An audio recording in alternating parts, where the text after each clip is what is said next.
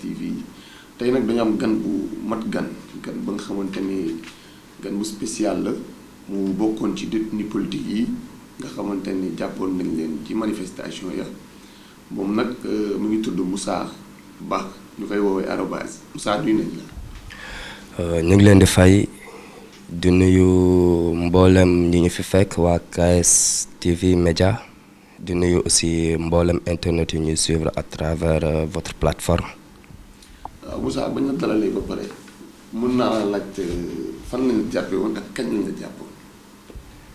waaw man ñu ngi ma jàpp le 17 mars 2023 si filao yi fii côté Malibu foofu la ñu ma jàppee effectivement. waaw ci yan circonstances lañ la fekk ak ñu lañ la jàppee yow. bon xam nga nag parti Pastef dañu nekk ci jamono boo xamante ne nii comme ni ko ñëpp di waxee dañ leen di traquer à savoir ñi nga xamante ne nii sax bokkuñu ci parti bi dañ leen di fekk seen biir kër di leen traquer et tout mais yàlla dafa def man ce jour-là dama demoon géej parce que je souffrais je suis souffrant alors par conseil médical sama médecin daf ma conseil à chaque fois soo wàccee ci oto rek bu fekkente ne dawalatoo mën nga dem nga jàkkaarloo suufu géej bi nga tàllalu fa loolu dina la permettre comme que da ngay souffrir ci ay nerfs sciatiques et tout nga allongé wu ci suufu géej bi loolu dina la permettre mu mën a masser sa sidit yi quoi. maintenant man ce jour-là nga amoon sax ay manifestations fii nii mais yàlla xam na ni yëguma ko woon je me trouvais à la plage je m'entraînais pour suivre vraiment les conseils de mon médecin waaw foofu la nu ma fekk. J'ai vu des personnes qui couraient mais il y avait un autre groupe qui les poursuivait aussi amoon na ay nit yi leen doon topp di daw maintenant nit ñooñu noonu nag moi j'ai pris peur dama yaakaaroon ne c'est des agresseurs voilà sama xaalis mu ngi sama poche j'ai mon téléphone portable aussi il y a les clés de mon véhicule bon j'ai pris peur j'ai couru automatiquement parce que ñii di daw ay magum jëmm lañ ay ponkal lañ mais am na ñu leen topp seen ginnaaw aussi di daw xawma la moo ko waral j'ai pris peur j'ai couru maintenant je suis tombé ay gars ñëw wër ma parce que pendant ce moment-là j'avais des rastas maintenant quand le gars m'a pris il m'a dit yow looy daw minable xanaa da nga yor yamba voilà loolu la waa ji wax ma ne ko jàmbaar man je ne suis pas un fumeur de chanvre mais malgré tout soo fekkee si man yamba bul ma yërëm fais ton job tu ne vois aucune menace par ici gisoo fii benn menace quoi mais fais ton job parce que nu ma appréhendé aussitôt j'ai cru voilà que takk der la quoi je l'ai laissé fouilleter mes poches ma bàyyi ko mu fee xool suma poche yeeg tout mu génnee sama téléphone portable génnee les clés ba noppi ne ma baisse ton pantalon mais bi ma waxee wàcceel sa tubéy parce que foofu maa ngi fa denc xaalis bi ma waxee rabaisse ton pantalon ma wàccee sama tubéy ba samay genou mu dugal loxoom samay poche génnee xaalis somme bi mi ngi toll ci 38 000 francs mu ne ma defoo dara ba noppi ngay daw looy daw ma ne ko loolu yëpp ça ne te regarde pas tu fais ton job et puis tu me donnes mon argent lii sama dépense su kër la daloo ma sama xaalis le gars me dit silence minable ma ne ko du ma noppi yow tu es un voleur ou quoi lan la mu dóor ma fayu maintenant on s'est bataillé à la plage ñu jàppante fa jàppante yu métti pratiquement ñee ñu doon topp groupe nit yi doon daw man ak moom dong ñoo fa desoon on a bataillé là-bas moom ma ëpp doole gars mais on a bataillé jàppante nañ jàppante bu métti ba ñeneen ñi buñ ma fay fekk aussi mais dama yaakaaroon ne ay gars yu doon entraîné na pour ñëw xam nga atte et tout mais ndekete ci ñoom lañu bokkoon mais ñooñu noonu ñëpp dañu civil woon kenn solo ci uniforme voilà foofu noonu la demee. ok léegi ba ñu jógee ci circonstances yooyu après ñu yóbbu leen parquet wala dañ leen a jàpp yóbbu commissariat wala ñoom lan lañ def par la suite. bon gars yi bi ñu jógee foofu si dañu transporter ci benn véhicule loolu ci filao yi la avec des gars que je connaissais pas auparavant ñu jël ñu dugal ñu ci biir véhicule bi xam nga seen auto police boobu noonu bi ñu jëlee foofu la gars yi commencé di dóor di def ay du n'importe quoi du duma waate quoi di def affaire yu metti avant ñu egg ci commissariat bi. Nous avons pratiquement sillonné dans le Guédiawaye waaw dans Guédiawaye on a sillonné partout koñ yëpp jaar nañu fa pour non seulement jàppaat ay ñeneen nit yoo xamante ne ni duñu ay manifestants même bu ñu dee ay manifestants aussi mais dañu bëggoon jàpp le maximum possible. ba ay 19h yooyu la ñuy doog yóbbu commissariat Guédiawaye mais buñ ñu fa yóbbee am na ay gars yoo xamante ne foofu lañ jot a xamante ñu xamante ne yonte tout. ñooñu lañ ma booleel dossier ñooñu bi ñu xamante fee aussi dañu doon woo benn par benn pour enquête ñu pour xool ba xam si nous nous connaissons ou pas alors foofu ñun xamante wuñu mais man ñu ngi ma génnee ay 2h du matin pour enquête ma ci bureau enquêteur bi ma plus grande surprise moom enquêteur bi damaa ñëw rek mu rédiger benn texte kat puis il me dit de signer ma ne ko jàmbaar du ma signer li nga bind nii mu ne pour lan ma ne ko je ne signerai pas du ma ko signer yow da nga may enquête soo may enquête da nga may déglu ma wax mais mënoo bind du n'importe quoi nga ne ma am signer ma ne ko lii du ma ko signer maintenant mu jël papier boobu noonu dugal ko ci benn genre affaire bi dagg page yi mu jëlaat beneen ne ma comment ça s'est passé. ma dellu siwaat comme li ma leen jot a expliqué yëpp ma ne ko man gars yi dañ ma fekk fële may entraîner d'ailleurs tenue sport la sol sax d'ailleurs ñu jàpp ma le gars m'a dit yàlla naa fekk si yow yamba ma ne ko je suis pas un fumeur de merde mais si tu trouves quelque chose en moi n'aie pas pitié bul ma yërëm jàmbaar mais fais ton job quoi parce que par ici y a pas de menace. mu vérifier samay poche delloo ma suma caabi delloo ma suma téléphone mais sama xaalis delloowuma ko. ma ne ko xaalis bi moomu loo ko tu me donnes mon argent voilà lii sama dépense kër la jox ma sama xaalis mu bañ ma ko delloo ba noppi il m'a insulté tu es un minable silence tu fermes ta gueule bon j'ai répondu mu dóor ma fayu ñu xeex yeneen gars yi fekk ma fa sot ma ils m'ont battu à terre dañu ma dóor ba ma à terre ñu may doog a takk pour dugal ma ci seen oto boobu noonu ma wax lii enquêteur bi ma ne ko duma ci yem nag. Le gars qui a pris mon argent je ne connais pas son nom mais xàmmee naa ko te mu ngi fii ci poste bi moom tout à l'heure avant nga ma enquête moom moo ñëw taxaw ne ani rasta ma ne ko maa ngi ni mu ne ma kaay c'est toi le meneur ma génn ñëw jàkkaarloog yow nii nga may enquête mais kaay ma wan la kan moo jël suma xaalis enquêteur bi ci la génn ci bureau bi man ak moom ma ñëw ba ci waa ji jël sama xaalis ma ne ko sa voleur la kii moo jël sama xaalis sama biir poche nanguwuma ko delloo kaay boole ko ci PV yi boole ko ci li nga may enquête noonu mu bind ba noppi mu delloowaat ma dossier bi pour ma lire ko bi moo ko liiree non seulement am na ci sax ay pièges yu mu ci def parce que j'ai des études un peu poussées du coup mën naa lire lépp lu nga xamante ne nii piège la yu ñu ci def lu ñu bind par exemple man je lui ai dit que je me trouvais à la plage ci kaw trottoir bi laa nekk moom mu ne sur place ci kaw trottoir sur place comme si c'était que moi je suis un manifestant sur place je me trouvais alors j'ai pas dit sur place j'ai dit à la plage ci kaw trottoir bi am na yeneen yoo xamante ne nii mi ngi woon ci biir moom lu ma bind mais dama bàyyi mu sedd mais li ma gënoon di intéressé mooy le gars ki nga xamante ni moo jël suma xaalis ma ne ko tu mentionnes son nom mu bind ne man dama wax ne benn policier dafa jël suma xaalis mais nanguwu see boole turam ma ne ko tu le fais sinon je ne signerai quoi que ce soit voilà. ça se voit que ni ñoom chef d'accusation yooyu la plupart des détenus ñoom moom la ñuy teg seen kër. loolu nag ñun mënuñu ko comprendre parce que yéen ñi dafa nekkoon en fait léegi nag dañoo bëggoon xam après loolu après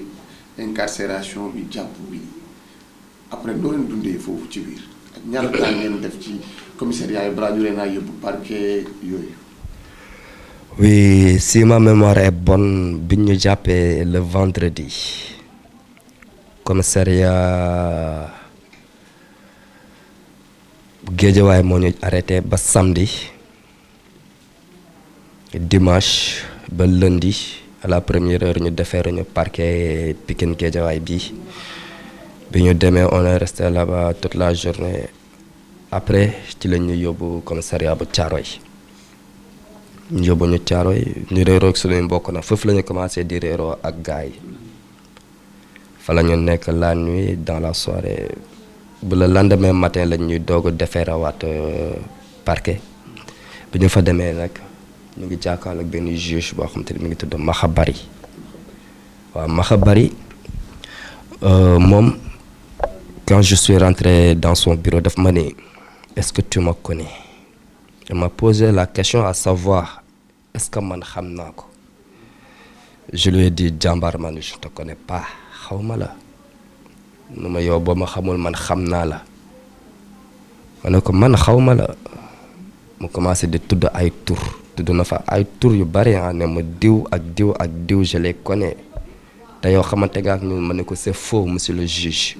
li ngay wax du dëgg man ñooñu ngay wax je les connais pas absolument pas du tout. En plus bi mu waxee loolu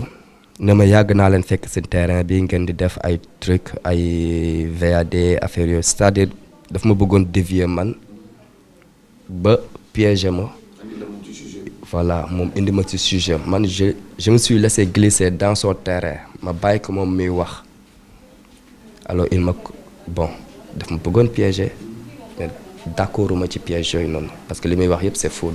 dégluwuma ko ma ne ko ñi ngay wax noonu je les connais pas xawma leen ci la ma wax ne donc dama lay mandat dépôt mais bi mu waxee turu mandat dépôt bi rek sentiment bi ma njëkk a am dama sant yàlla alhamdulillah je rends grâce à Allah. moo tax ak mandat dépôt lu mu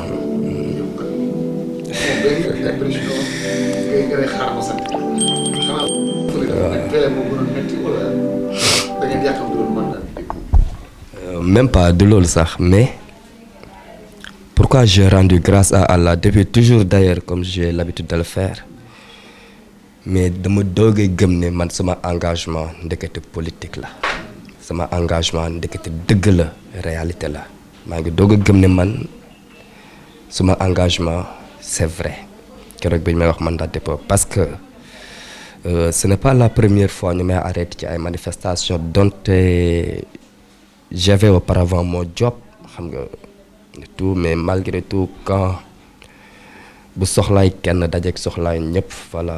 da nga mujjee fomm quoi dem ci priorité yi moo tax bi mu waxee am MD bi am na rek j'ai rendu grâce à Allah alhamdulillah donc man sama engagement dëgg la parce que j'avais reçu une balle lors des manifestations de 2021. Ah bon? Oui en mars 2021 dóor nañ ma balle ci tànk buntu section de recherche. kon lu mu andi sa feebar bi wala. Bon mën naa wax suscité na ko aussi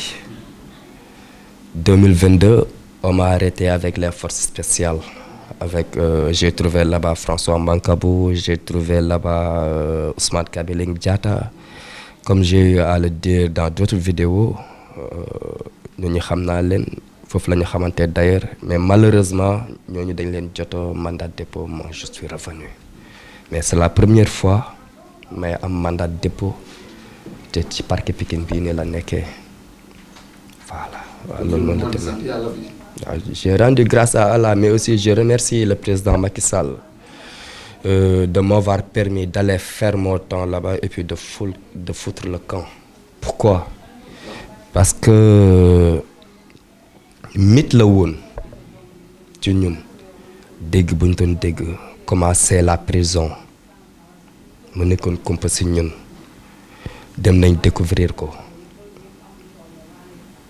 on est allé faire notre temps là-bas on est revenu alhamdulillah gis nañ sa engagement vis-à-vis parti bi. yow lan ngay wax vis-à-vis situation yi fi jot a am ak yéen ba ngeen nekkee ci prison bi yëg ni dañu war a pousser élection yi. yéen loolu nan ngeen koy fonctionner. waaw sa question vraiment elle est pertinente je m'y attendais en tout cas doy na waar metti na mais expérience là d'abord que nous avons acquis le milieu carcéral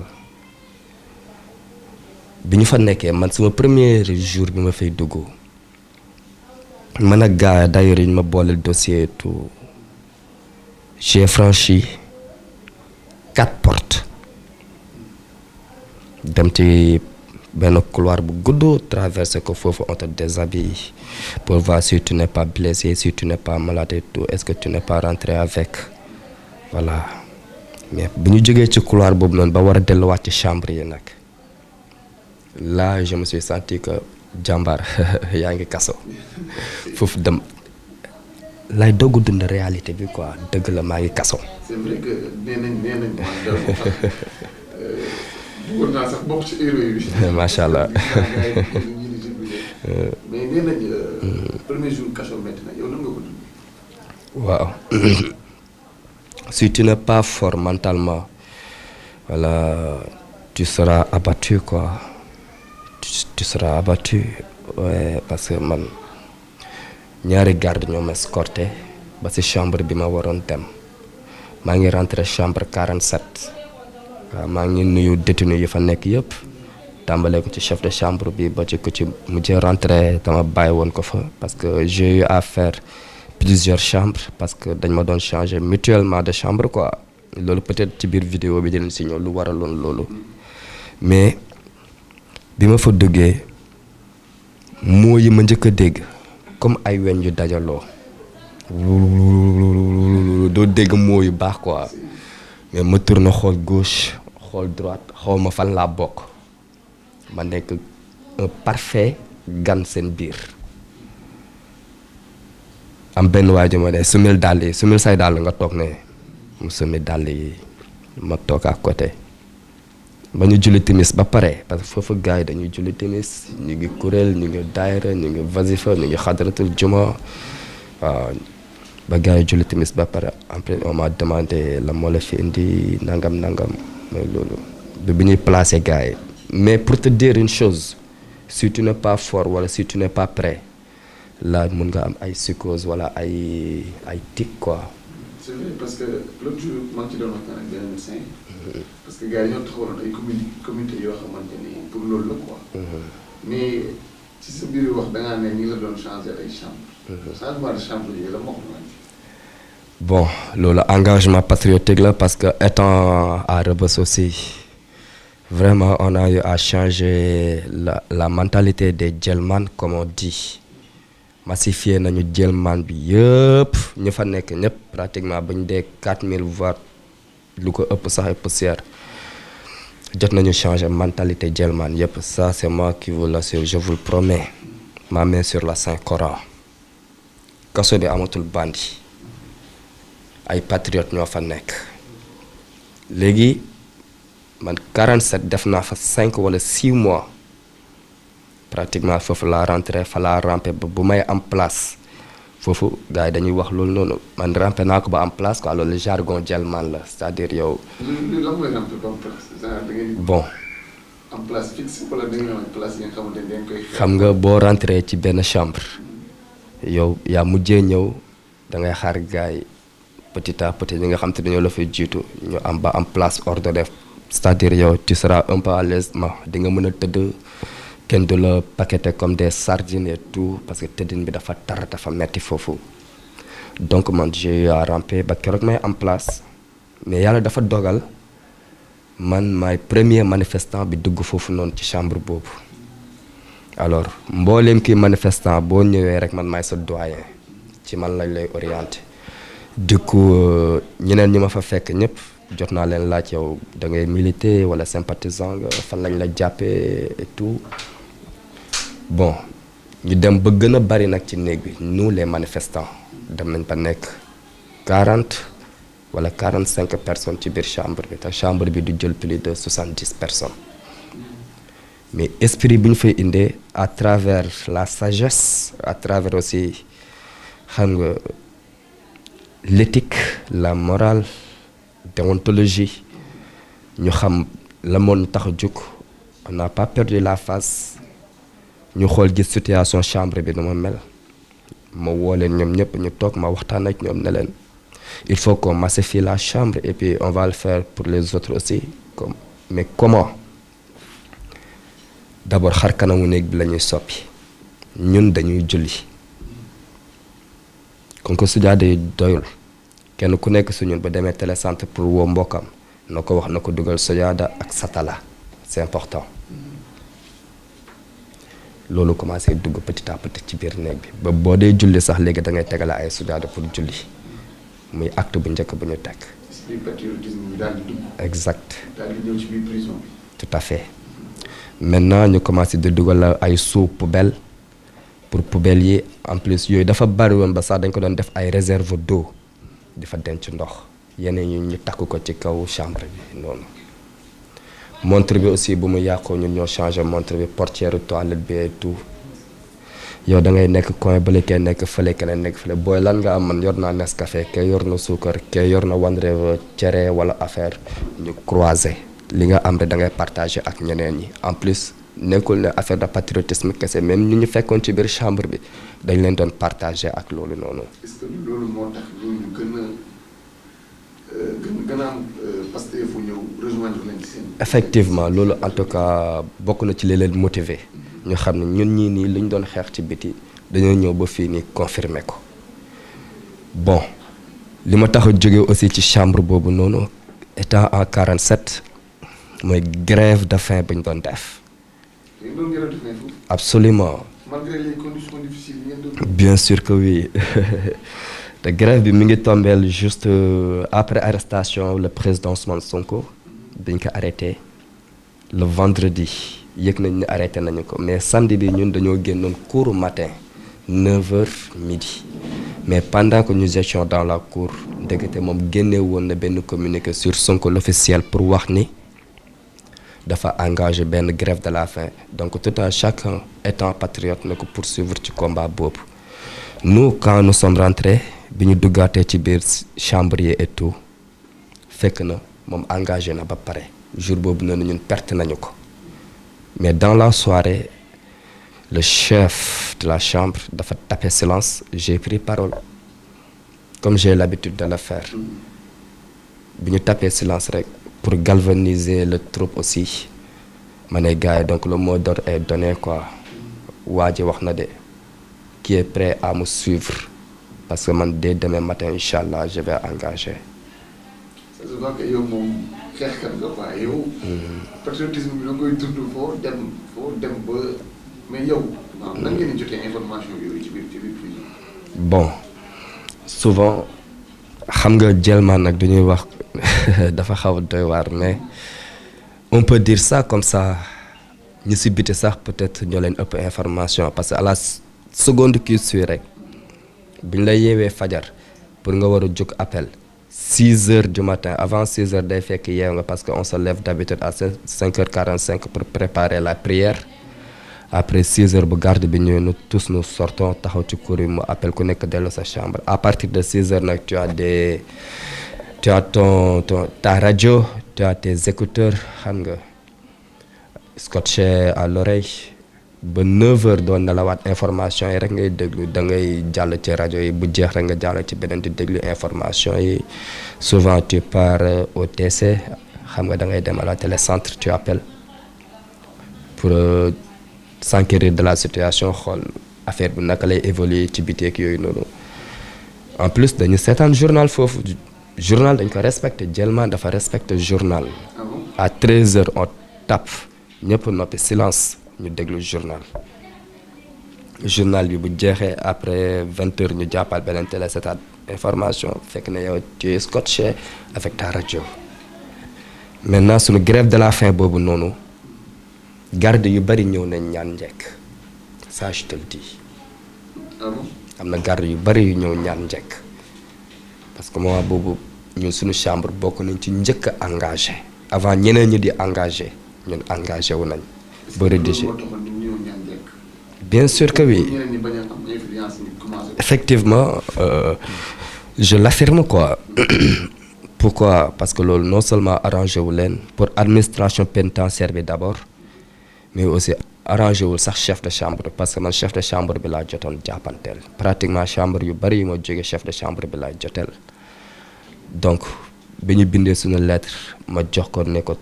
diw ak diw ak diw ak diw la ñu ngi nii rassembler ration yi nga delloo ko yóbbu ko poste dafa bañ quoi parce que dafa ne loolu arrangé wu ko puisque dañ ko dénk néeg beeg affaire yooyu noonu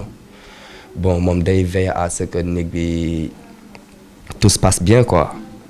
foofu nag la juumee parce que on peut être ay nit yu correct mais quand il s'agit vraiment de notre engagement patriotique là ça le concerne pas foofu nag laa jóg ne ko jàmbaar tu fais fausse route lii nii demande wuñ la si quoi que ce soit ni consulter si sa avis da nga ciy plier wu sinon di nga ci wéet c'est clair nii laa ko wax mu wax jëm kaw jëm suuf il tape à la porte garde yi ñëw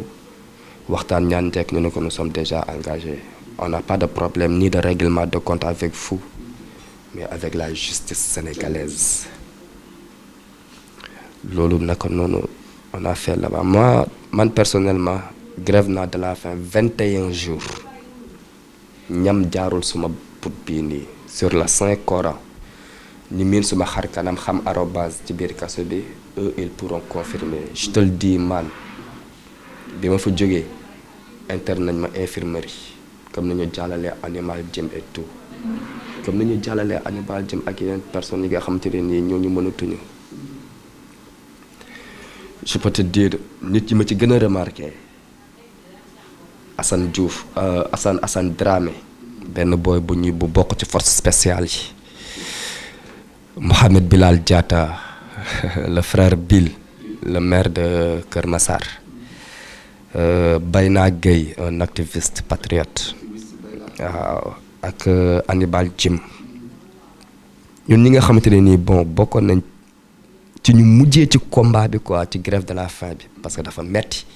xiif rek dafa metti ma sama la ngay xiifal ay doomu aadama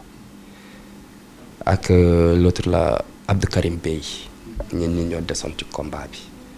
mais je te dis pour ma wax la ni rek gars yi jaaxle woon nañ man nit dof killa je le salue au passage un grand monsieur daf ma tiim di jooy ba rangoon ji di toq suma mbagg frère arrête doy na bàyyil parce que njëriñ loo fekkee tamit ñun xaruwuñu quoi j'en étais conscient mais il fallait coûte que coûte qu'on le fasse quoi après loolu laa jóge ci chambre boobu noonu yóbbu ma chambre 9 bokk na ci chambre yi gën a metti ci kaso bi parce que c'est des chambres de punition. Ah bon? Ouais. Chambre boobu y'a bon les malfaiteurs, les délinquants, les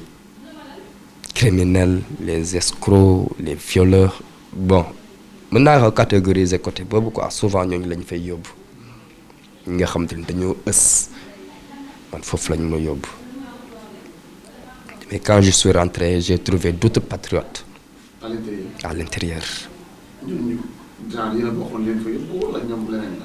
Bon donte ay manifestants lañu sax mais je les ai trouvés là-bas ma fekk leen foofu wéetu ma si tamit bi ma ñëwee gis chef de chambre bi comment il s'organise avec ses employés et la chambre aussi benn waaye daf ma ne non Moïse pourquoi tu revendiques arobase pourquoi tu revendiques ma ne ko attends ñun duñu xeex injustice ci biti ba ñëw fii di ko nangu quoi kii li muy def du yoon parce que pendant ce moment-là nous sommes restés pendant pratiquement 15 voire 17 jours sans qu'il y ait benn goutte d'eau ci biir prison bi yëpp. loolu moom lu ko waral. kenn xamu ko man vraiment xaw ma lan moo ko waraloon. non loolu ça arrive en permanence d'habitude kaso bi gars yi dinañ toog ay une semaine duñu am ndox mais bële moo gënoon pire. des gars yi toog nañ ay 17 wala 21 jours sax wala voire un mois amuñu ndox loolu période màggal bi la. alors guddi gi nag réserve d'eau yi day ñëw guddi gi day fekk ñëpp tëdd nañ ñoom les employés de la chambre ils en profitent pour prendre leur bain en plus di duyaale yenn bouteilles yi pour ñoom. Maintenant quand je me suis réveillé le matin parce que moment boobu toog naa 3 jours seulement sax pour ma jaar c'était tout à fait un problème mais j'ai vu ça, j'ai posé la question à savoir mais ces réserves d'eau là c'est pourquoi faire. On me dit c'est pour laver la chambre et tout man j'ai dit jàmbaar li ngeen def nii tegoo leen ko ci dëgg tegoo leen ko ci yoon balaa ngay réserver sa bopp te sangu ga te naan nga permettre yeneen ñi nekk ci biir néeg bi d'abord même bu dee benn casse d'eau sax bu ñu mën a naan parce que ñëpp am ñu 1000 francs bu ñu mën a jëndee benn bouteille Kirène parce que noonu lañ doon obligé def da ngay dem jënd benn 10 litres réserver ko pour naan si bëgg see sangu bëgg si def say besoin et tout loolu ma coow seek waa ji chef de cour bi yëgaat ko mu muté ma chambre 48 bi ma fa demee fa laa fekk Cheikh Omar Bamba Diop le président du mouvement des doomu Daara Patriote j'ai trouvé là-bas Yarga Sy j'ai trouvé là-bas Amdi Moustapha Mbacké et tant d'autres vraiment ay jàmbaar dëgg laa fa fekk ki la gars yi fa laa leen fekk waaw milieu bi noonu la demee jóge chambre 48 aussi chef de chambre bi laa joteel parce que il a toqué à la porte pendant que je prenais mon bain ne ko bul ma fëggaat tant que parewuma li may def du ma génn ci toilette bi continuer à rétorquer je suis sorti ne ko jàmbaar li ngay def ni yow tegoo ko ci dëgg tegoo ko ci yoon j'ai revendiqué quelque chose de légitime. Ouais, il faisait de l'abus de pouvoir. Exact. noonu mu demaat ci chef de corps bi ñu yóbbuwaat ma beneen chambre punition encore mu chambre 14 récemment foofu la ñu mujjee yóbbu Yarga Sy dinaa si ñëw après pourquoi mu dem foofu. Yarga Sy ak Diop Taïf aussi tamit jaaroon na fa mais yàlla def na ne fekkante wuñu chambre 14 quoi. chambre punition. chambre punition la aussi jóge naa chambre 14 jaar naa chambre 3 benn may mujjee chambre 50 mais je peux dire que ni. Entre 48 ak 50 foofu laa vivre dëgg li ñuy wax le milieu carcéral waaw parce que chambre 50 ak 48 sax d'ailleurs c'est pas pour des chambres de punition mais chambre yoo xam te tu te sens chez toi voilà mais 31 décembre bi Macky Sall defee discours am fi mu tàmbalee mi ngi wax si ma mémoire est bonne Sénégalaises, Sénégalais, chers compatriotes, notre pays a connu une série et vague de manifestations violentes. su ma juumul fii la tàmbalee wax ay cocktail molotov et tout ci nit boo xamante ni nee nga yow da nga pare pour apaiser lépp fii la njëkk a tàmbalee d'abord incriminer ñu qui est plus violent parmi nous ces gens ñii di wax ni ñun ñoo violent je pose la question à savoir ñii nga xamante ne nii dañ leen loger nourrir leen jox leen véhicule jox leen chauffeur jox leen sécurité rapprochée jox leen salaire bu baax jox leen passeport ne leen bu ngeen voyager sax bu leen jaar fu gaay di jaar mettre leen maanaam ci dispositif yu gën a adéquat par contre ñooñu dañuy wëlbatiku di ñu sàccaat en retour ba noppi di ñu jiiñ de personnes violentes est-ce que c'est vrai qui est plus violent parmi nous ñun ñuy jug di revendiquer quelque chose de légitime puisque Macky Sall amuñu benn moyen bu ñu mën a communiquer ak moom lu mooy marche pacifique ñu jàpp diw ne ko yow cocktail molotov nga yoroon yow tu es manifestant toi tu es terroriste je sais pas c'est sottise comme ça qui est plus violente parmi nous qui est la personne la plus violente. C'est vrai que la communication ça a poussé les Occidentaux à prendre un peu de recul par rapport à ce qui s'est passé dans ce pays. Exact. waaw xam naa ni loolu moom lu ñuy bàyyi woon xel la mais après loolu chambre 14 boobu ñor na ma trop bëgg naa ñu waxtaan ci nga wax ma ci chambre 14 bi lan moo fa nekk lu inhumain loo xamante ne war nañ faa mën a punir nit. waaw xam nga boo nekk ci biir chambre yi tamit dafa am benn organigramme dafay am ku ñuy woowee chef de chambre moom la ñuy dénk chambre bi day am son bras droit comment ça s'appelle ñu koy woowee homme de chambre, employé, encadreur, xam nga veilleur ak ñuy liggéeyee ci biir néeg beeg yooyu noonu. Mais d'habitude souvent bu ñaari détenu xeexee dañu leen di fëggal porte bi pour garde yi ñoom, mais chambre boobu noonu man li gën a doy waar mooy chef de chambre bi en personne moom mooy jug di xeex ak yow, parce que tamit du nit bu ndaw quoi, yàlla da ko may dafa am kàttan, mais day jàpp gars yi di leen tabase di leen saaga nday. Yàlla def na nag man ak moom mosuñoo am règlement de compte, parce que nit aussi ci lépp loo mënti nekk yaa may sa bopp fulla ak fayda, respect buy tax ne yow mii nii fii dama fi yegg. C'est parce que bu ñu yeewu la matin man su ma concentré woo ci télévision ba dugal samay écouteur si ginnaaw dama fa gestu parce que aw ma fa soxla télé bi laay seetaan, sinon je suis scotché à la rajo. Nit nag waa ji ni mu la xoolee rek noonu la tey xam ne kii son comportement voilà mooy loolu. Mais gars yi dañuy tëdd ba guddi di xeex, man benn guddi courant coupé na fa, benn waaye ci kaw la jóge cëppeelu sama kaw, waaw cëppeelu suma kaw biir fekk maa ngi tëdd, courant dafa coupé woon boobu ay 1h du matin moo jot. waaw bi mu cëppeeloo mais dafa bëggoon rëcc parce que dafa cëppeelu rek ma tëb tee tànk bi pour ma mën a xam kan la pour bañ mu rëcc. bi mu cëppeeloo suma biir bi ma téye ko, mais le chef de chambre est venu daf ko corriger si c'était quelqu'un d'autre mënoon na bàyyi mu jàll parce que danaan c'est des délinquants grawul, mais ñoom ci boppam dañ leen massifier conscientiser leen ba ñu xam ne les patriotes là c'est pas n'importe qui, voilà duñu ay n'importe qui, duñu ay n'importe quoi, donc ñii ne on leur doit du respect quoi. Aussi jour report élection yi bi mu amee 14h Macky Sall bi mu waxee loolu rek automatiquement ñun ñoo waroon génn kuuru ngoon, mais garde bi dafa ñëw tëj bunt bi mu ne duñu génn. bi mu tëjee bunt bi fekk ñun dañu amoon ay actes yu ñu waroon poser. Acte 1 bi moo nekkoon dañuy boycotter télécentre bi, boycotter bon yi, duñu bind télécentre, duñu bind benn bon parce que kaso bi da doon def ay bénéfices ci ñun. waaw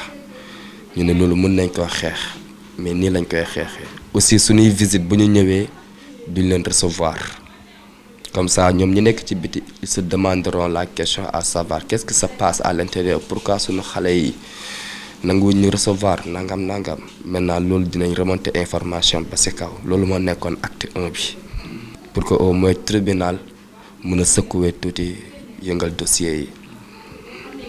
Acte 2 bi moo nekkoon naka la ñuy def ba contribuer à la collecte de fonds, mooy ci collecte de fonds bi nga xamante ne voilà pour voilà tout à fait pour la coalition Diomaye président voilà. Maintenant ñun ñi fa nekk ñëpp yàlla dimbali nañ def nañoo cotiser 3 millions de francs CFA nous les détenus ñun kese waaw. D'ailleurs ça y est dans la presse bindi nañ ko voilà ñun jot nañ fa cotiser 3 millions. Acte 3 bi moo nekkoon ni si une fois, je le mets au conditionnel, si une fois les élections seront repoussées, quelle sera la stratégie à faire? ci lañ ne bon loolu nag duma ko wax ci kanamu caméra bi. kan moo doon génte maam jiite seen plan d'action en général. du ma si génnee sama bopp en tout cas parce que je parle à visage découvert voilà donc maa ngi nii waaw man maa ngi nii bokk naa ci en tout cas ñeneen ñi nag xaw ma ndax dinañ bëgg mu tudd seen tur et tout, mais man l'essentiel mbooleem li ñuy initier lu nekk rek man maa ko xalaat wa ilaa sama xalaat participer na si waaw. léegi yéen après loolu après seen revendication parce que li jotoon xew ci prison bi jour boobu ñun sax jot nañ ci. parce que dem nañ ba ne dóor nañ ay lacrymogène ci biir prison bi. parce que ñi am ñu doon revendiquer affaire yi noonu est-ce que loolu information bu réel la woon wala ay création ay mythe la woon daal. c'est exact c'est vrai ah dëgg la loolu jot na fa am parce que discours bi mu daanoo rek dafa am ñu ñuy woowee les censures ñooñu ci kaso bi la ñuy liggéey ñooñu souvent ñooy ñëw di récupérer colis yeeg boolu añ yu dugg seeg yooyu mais bi garde bi ñëwee pour tëjjël censure pour mu dugal colis yi man ci laa profité j'ai rebondi ma tëb dem jàpp bunt bi mais avant loolu xam nga réaction gars yi c'était spontané c'était pas ça qu'on devait faire nekkul woon loolu la ñu waroon def. mais xëy na li ngeen doon xaar moo tax. mais dafa am li waral man ma tëb dem jàpp bunt bi. lan moo ko waral. waaw parce que loolu laa wax ne loolu noonu ñu waxtaanee woon man duma ko wax ci kanamu caméra bi loolu moo nekkoon acte bi mais bu ñu faussé loolu rek patriotes yi dañoo tëb yëngal secoué kaso bi ba garde yi ñemewu ñoo tijji mais bi si amee benn garde bu doon jéem a tijji bunt bi pour dugal colis yeeg boolu añ bi rek damaa tëb dem jàpp bunt bi parce que je parle à visage découvert ñii seetaan lii xam nañ ko garde bi xam na man xam naa ñi ma nekkaloon ci cellule yi xam nañ ñi ma nekkaloon ci kaso bi xam nañ